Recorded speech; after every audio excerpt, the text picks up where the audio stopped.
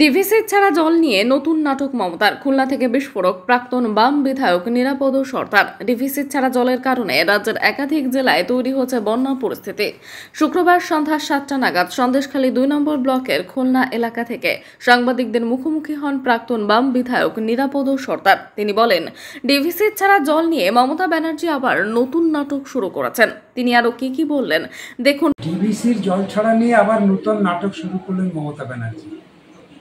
ডিভিসির জল কিভাবে ছাড়া হয় না হয় রাজ্যের সব মানুষ না জানলেও শুভবুদ্ধি সম্পন্ন মানুষরা তারা জানে ডিভিসির জল কিভাবে ছাড়তে হয়। আজকের মুখ্যমন্ত্রী যা বলবে তাই হবে। ডিভিসির জল তো ছাড়তে হবে।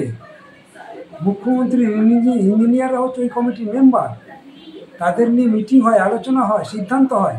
মমতা ব্যানার্জি সব জানে।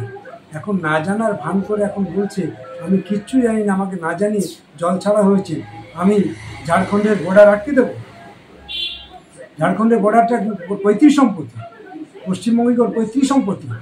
যে ডিভিসি দিয়ে আজকের আমাদের বিদ্যুৎ উৎপাদন হচ্ছে, যে বিদ্যুতের উপরে আমাদের রাজ্য নির্ভর করে, সেটা আটকে দিলে আজকে কোথায় গিয়ে দাঁড়াবে?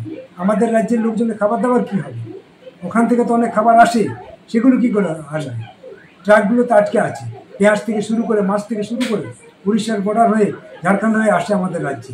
তাহলে আমাদের রাজ্যের মানুষকে মুখ্যমন্ত্রী পরিকল্পিতভাবেই বিপদের মধ্যে ফেলছে।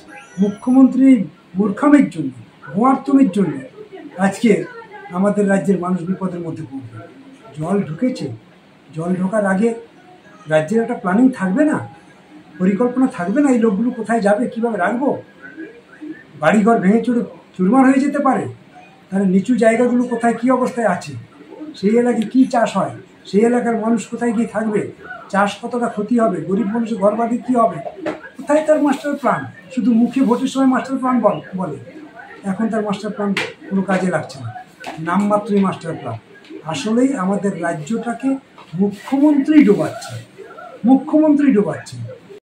সারদা নারদার জেলখাটা আসামি কুণাল ঘোষ প্ল্যানিং করে একটা অডিও ক্লিপ তৈরি করেছে। তার ভিত্তিতে ডিওয়াইএফআইয়ের যুবশক্তির সম্পাদক কলতানকে গ্রেপ্তার করে। ওরা ভেবেছিল কলতানকে গ্রেপ্তার করতে পারলে ছাত্র যুবরা যেভাবে আরজি করে আন্দোলন করছে, সেই আন্দোলনটা কিছুটা থেমে যেতে পারে। এদেরকে আটকাতে পারলে ওরাই তথ্য লোপাট করতে পারে। ওদের পুলিশ, ওদের প্রশাসন, এদেরকে দিয়ে তারা তথ্য লোপাট করতে পারে। কিন্তু এবার মিথ্যে মামলা দিয়ে, মিথ্যে কেস দিয়ে কতক্ষণ আটকে রাখতে পারে? আজকে কলতানকে গ্রেপ্তার করেছে। একটা কলতান আজকের আছে গোটা রাজ্যে, শয়ে